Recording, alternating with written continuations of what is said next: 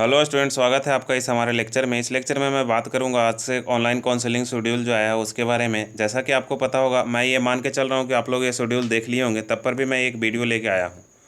तो आप शुरू से अंत तक देखिए और इसमें फिर आप पाएंगे कि मैं जो भी आपका कन्फ्यूज़न हो रहा होगा वो दूर करने का कोशिश करूँगा। तो सबसे पहले हम बात करें तो जैसा कि आप लोगों को मालूम है कि 7 से 17 तक आपका क्या होगा, फील होगा। इसके बाद 21 तारीख को आपका कौन सा कॉलेज अलाउट हुआ ये पता चलेगा। और फिर ये जो है पार्ट पेमेंट, मतलब जो 3,000 पैसा आपको देना है वो यहाँ पे दे देना होगा इतना तारीख के बीच। इसके बाद 3 तारीख को वो बताएंगे कि आपका ये कॉलेज फाइनली अलाउट हो गया है। और फिर 9 से 12 के बीच में, यानी कि 3 दिन, 9, 10, 11, 12, मतलब 4 दिन पहला वेरिफिकेशन चलेगा। और फिर 23 से 25 वेरिफिकेशन चलेगा। 3 दिन यहाँ पे चलेगा, यानी कि 4 दिन और 3 दिन, इतना दिन वेरिफिकेशन चलेगा। आपके कहाँ पे चलेगा वो मैं बाद में बात करता हूँ। और फाइनली आपको 28 को पता चल जाएगा कि आपके उस कॉलेज में आपका एडमिशन हो गया है। फिर ये सेकेंड राउंड का काउंसलिंग मैं बाद में बात करूँगा, अभी इसके बारे में बात करने का कोई ज़रूरत है नहीं। तो ये second round, third round counselling जो है उसके बारे में हम बाद में बात करेंगे। अभी सीधा सीधा आ जाते हैं। तो देखिए यहाँ पे अगर हम बात करें तो हम यहाँ पे आज पॉइंट वाइज डिस्कस करेंगे, जैसा कि आपके पास है प्रोसेस। तो पहला पॉइंट तो आपके पास क्लियर होगा कि आपको लॉगिन कर लेना है। और लॉगिन करने के बाद आपका रैंक जो है अभी तक नहीं शो कर रहा था, वो रैंक भी आपको शो करेगा। रैंक, आपके कैटेगरी वगैरह जो भी आप उसमें फिल करे थे, है ना, वो आप देख लीजिएगा।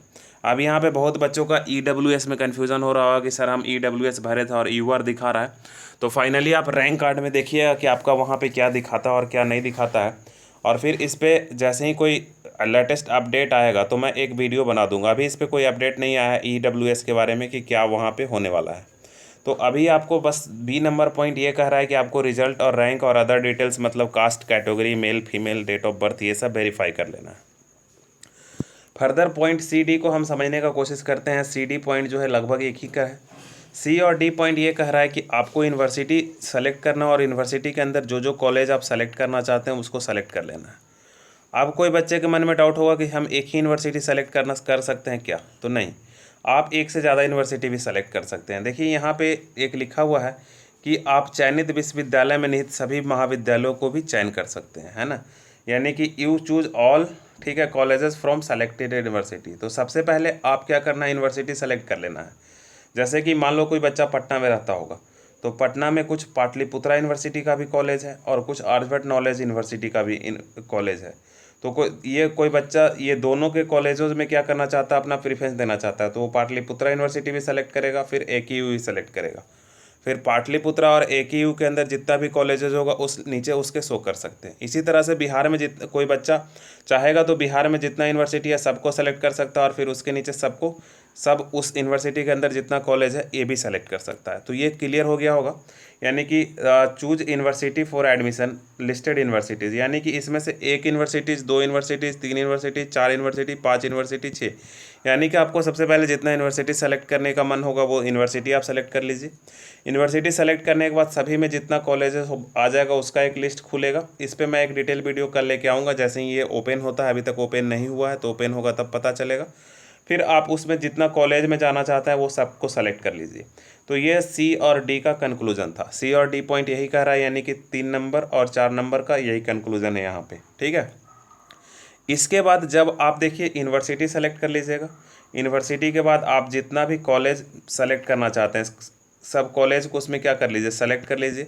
इसके बाद ई नंबर पॉइंट जो है, ठीक है, और यहाँ का यहाँ पे तो जितना कॉलेज आएगा सबके आगे आपको 1, 2, 3, 4, 5 इस तरह से लिख देना पड़ेगा, ठीक है। जैसे कि मान लो कि कोई आप पटना ट्रेनिंग कॉलेज को 1 नंबर पे रखना चाहता है तो उसमें 1 लिख दीजिए, ठीक है। इसके बाद कोई मान लो AN कॉलेज को 2 नंबर पे रखना चाहता है तो AN कॉलेज के आगे 2 लिख दीजिए। इसके बाद 3 लिख दीजिए, फिर 4 लिख दीजिए, फिर 5 लिख दीजिए।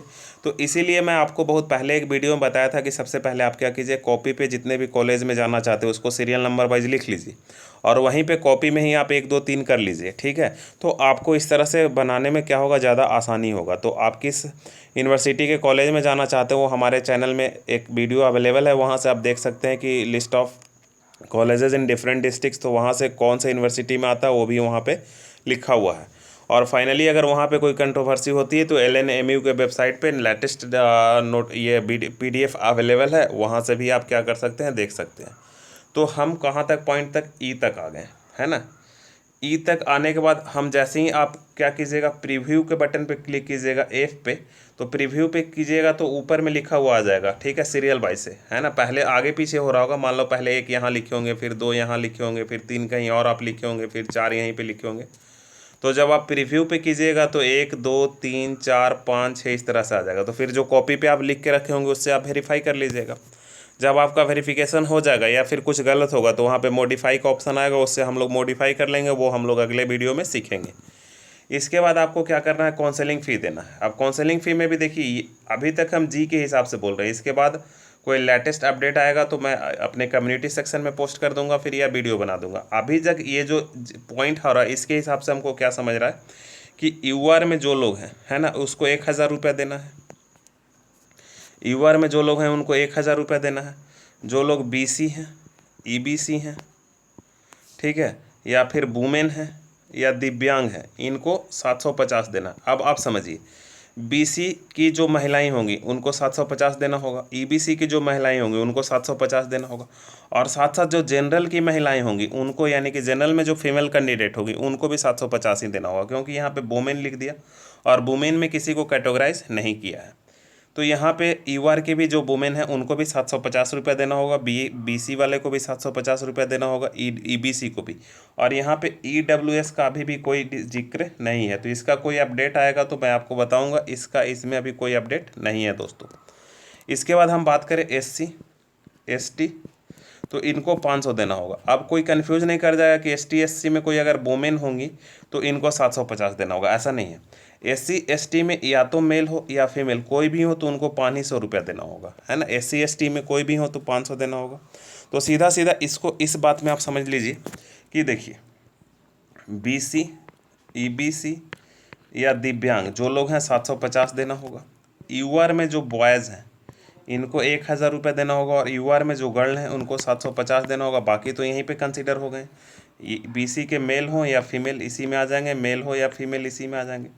एससी एसटी में अगर आ जाए हम बात करें तो इसमें मेल हो या फीमेल सबको क्या देना होगा, 500 देना होगा। तो ये फ़ीस के बारे में हम आई होप करते हैं क्लियर हो गया होगा। और जब इतना करने के बाद इसको आप क्या कर लेना है, एक प्रिंट आउट ले लेना है। तो ये पहला सेक्शन था, उसका डिस्कशन कंप्लीट हुआ, यानी कि यहाँ तक आपको करके फिर आपको कॉलेज अलॉटमेंट का वेट करना है। पहला पॉइंट क्लियर हो गया। अब हम ले दूसरे वाले पे आते हैं। तो यहाँ पे क्या है कि उनका जो सॉफ्टवेयर है वो ऑटोमेटिक क्या कर देगा, आपको सीट अलॉट कर देगा। अब अलॉटमेंट के बाद आपको करना क्या है, तो सबसे पहले क्या करना है कि आपको लॉगिन करना है। ये पहला में यही लिखा हुआ है। दूसरा में क्या कर रहा है, कंफर्म करना आपको सीट के, है ना, कंफर्म करना। यहाँ पे 4 और 5 पॉइंट में कोई कन्फ्यूज़न नहीं है। ये जो सी पॉइंट है उसमें एक एक्स्ट्रा पॉइंट हो गया है, और सी पॉइंट को यहाँ पे ब्रैकेट में लिख दिया है हिंदी वाले में। तो ये हिंदी वाले में जो ब्रैकेट में है वो ही सी पॉइंट है।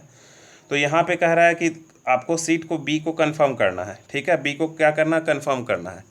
इसके बाद कंफर्म करने के बाद आपको ये बात भी ध्यान देना, कंफर्म करने के बाद अगर आपको दूसरे मतलब वो कॉलेज से आप ऊपर वाले कॉलेज में जाना चाहते हैं, यानी कि वो अगर आपको ऊपर वाला कॉलेज अलॉट नहीं होगा, लेकिन तब तो आप उस कॉलेज में एडमिशन ले लीजिएगा, लेकिन अभी भी आप ऊपर वाले कॉलेज में जाने का चाह रखते हैं, तो यहाँ पे इसको आपको भी क्लिक कर देना है, कंसीडर फॉर नेक्स्ट राउंड, है ना, कि हमको नेक्स्ट राउंड, बाकी आपको सब प्रोसेस करना ही है, लेकिन आपको नेक्स्ट राउंड के लिए क्लिक कर देना है। इसके बाद करना क्या है दोस्तों, इसके बाद पार्शियल फ़ी जो है 3000 रुपये आपको पे फ़ी कर देना है, ठीक है। यानी कि मान लीजिए ए बी सी और डी, मान लीजिए डी, तो अभी आपको डी नंबर कॉलेज अलाउट हो गया, लेकिन आप ऊपर में जाना चाहते हैं, तो आपको डी नंबर के लिए सेलेक्ट कन्फर्म तो करना है। कन्फर्म करने के साथ आपको ये भी करना है कि consider for next round counselling. पहला पॉइंट की समझ जाइएगा, किसी को डी अलाउट हो गया ऊपर जाना है तो उसको ये बात कर देना है।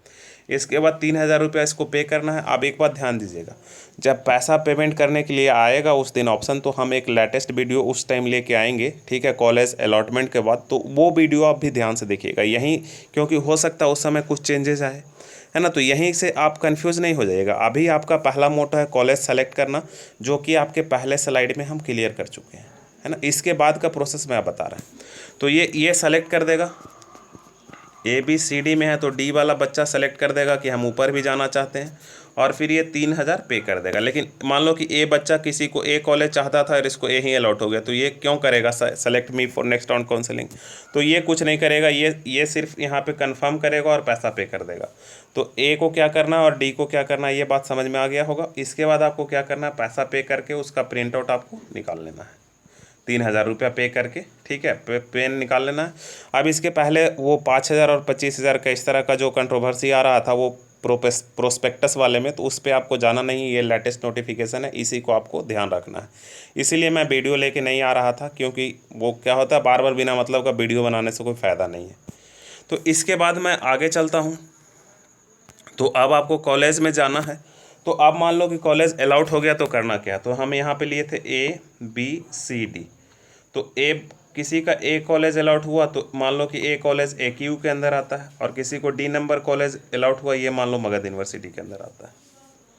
तो जिसको ए कॉलेज अलाउट हुआ होगा वो अपना वेरिफिकेशन कहाँ कराएगा, ठीक है, AQU में। यानी कि आपको, आप कहाँ से ग्रेजुएशन किए हैं, इससे अभी तक जो बाज़ार में, ये मतलब मार्केट में या पेपर में जो न्यूज़ आ रहा था, वो ये आ रहा था कि आप जहाँ से ग्रेजुएशन किए हैं वहाँ आपको वेरिफिकेशन कराना पड़ेगा। इसको अब आप माइंड से निकाल दीजिए।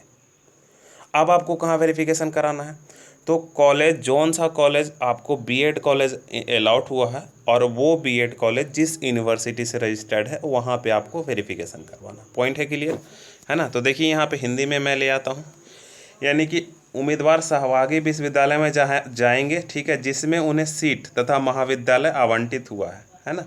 यानी कि जो कॉलेज आपका है उस कॉलेज कौन सा महाविद्यालय से संबंधित है, वहीं पे आपका क्या होगा, वेरिफिकेशन होगा। यानी कि आपके कॉलेज को संबद्धता प्राप्त करने वाले विश्वविद्यालय यानी भौतिक सत्यापन का कार्य संबंधित करेंगे, ठीक है। तो ये पॉइंट क्लियर हो गया कि आपको वेरिफिकेशन के लिए कहाँ कहाँ जाना है। Physical verification of required documents at participating university, है ना, affiliating university to your allotted college. इसका मतलब समझिएगा, यानी कि आपके कॉलेज का एफिलिएशन जहाँ से है वहाँ जाना है। जैसे कि हम एग्जांपल में लिए थे, तो ये बात समझ ही गए होंगे कि ए जो है AQU से है, तो ए वाला बच्चा AQU में जाएगा, और डी वाला कॉलेज MU से है तो MU में जाएगा, ठीक है। यहाँ पे भी आपको यही करना है। इसके बाद पार्टिसिपेटिंग यूनिवर्सिटी है जो आपका कागज़ वेरीफाई कर देगा। कागज़ वेरीफाई करने के बाद वो लोग अपना कंफर्म करेंगे, ठीक है, और सीट यहाँ पे वो जनरेट हो जाएगा स्लिप, तो वो सब आपको वहीं पे बता दिया जाएगा। इसके लिए बहुत ज़्यादा परेशान होने का ज़रूरत नहीं है। और अगर वहाँ पे भी आप एडमिशन ले लेते हैं, ठीक है, वहाँ पे आप वेरिफिकेशन करवा लेते हैं, तो वहाँ पे भी आपको ये ऑप्शन बता देना पड़ेगा कि हम अपग्रेड करवाना चाहते हैं, ठीक है। यानी कि वहाँ पे, तो ये जो अपग्रेड वाला है इसका एग्जैक्ट अभी क्लियर कट हो नहीं पा रहा है, क्योंकि दो जगह अपग्रेड लिख दिया है। तो बहुत बच्चे के मन में ये आ रहा होगा कि मान लो कि हम ऊपर में ही अपग्रेड का चुन दिए, तो हम वेरिफिकेशन के लिए जाएंगे कि नहीं जाएंगे।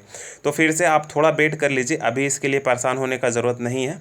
जब बाद में नोटिफिकेशन आएगा तो उसके हिसाब से हम लोग क्या कर लेंगे, डिस्कस कर लेंगे, ठीक है। अभी आप मान के चलिए कि सभी बच्चों को यूनिवर्सिटी में वेरिफिकेशन करवाने के लिए जाना है। यानी कि आपको, देखिए ऐसा आप समझ लीजिए, ABCD था, तो डी में आप एडमिशन ले लिए, तो डी तो आपका कॉलेज तो कंफर्म हो गया। तो ये सीट आपका तब तक वैकेंट नहीं होगा जब तक आपको ऊपर में कहीं सीट नहीं मिल जाता। अगर आपको ऊपर में सीट मिल जाएगा तब ये आपका सीट क्या होगा, वैकेंट हो जाएगा। नहीं तो आपका ये सीट बना हुआ रहेगा तब तक जब तक कि आपको कोई आपके ऊपर वाले में कॉलेज अलाउट ना हो जाता है। तो इसलिए आपको बहुत ही परेशान होने का ज़रूरत नहीं है। आप सोच रहे होंगे सर हम 3,000 इसके लिए दें तो ये हमारा पानी में चला जाएगा, ऐसा नहीं है। 3,000 आप एक दे दिए तो आप जब ऊपर के कॉलेज में भी चले जाइएगा तो आपको फिर 3,000 देने का ज़रूरत नहीं पड़ेगा। उसी पैसा में रेस्ट पैसा फिर आपको देना पड़ेगा आगे के कॉलेज में, ठीक है। और जो बच्चों को मान लीजिए कि कॉलेज अलाउट हुआ होगा और वो बच्चा क्या होगा, उस कॉलेज में एडमिशन लेना चाह रहा होगा, तो वहीं पे क्या करेगा, कॉलेज में वहाँ से उसको एडमिशन स्लिप मिल जाएगा, फिर वो कॉलेज जाएगा और कॉलेज में क्या करेगा, शेष राशि जमा करेगा और फिर कॉलेज वाला उसको क्या करेगा, ओके कर देगा, ठीक है। तो इस तरह से पूरा का पूरा प्रोसेस हो गया है। थोड़ा सा और हम इसमें डिस्कस कर लेते हैं ताकि आप लोग कन्फ्यूज़ हो रहे होंगे। देखिए यहाँ पे, तो ये डॉक्यूमेंट्स वेरिफिकेशन हमारा हो गया, ठीक है।